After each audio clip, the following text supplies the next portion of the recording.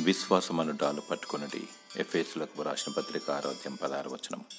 అపవాది తంత్రములు కూల్చుటకు, దుష్టుని అగ్నిబాణములు ఆర్పుటకు, మరియు అంధకార సంబంధులకు లోకనాథులను దురాత్మ సమూహములను జయించుటకు సత్యము, నీతి, సమాధానము, రక్షణ, వాక్యము, ఆత్మ ఖడ్గము మరియు విశ్వాసమను డాలను కలిగి ఉండాలి.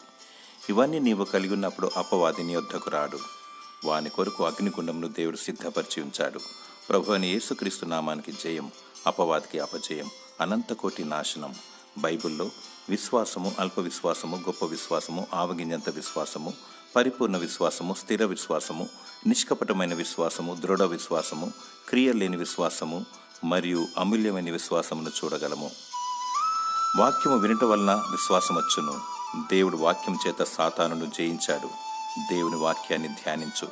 దేవుడు నీకు పరిపూర్ణ విశ్వాసమును అనుగ్రహించి నీకు విజయము దయచేయునుగాక. ఆమేన్.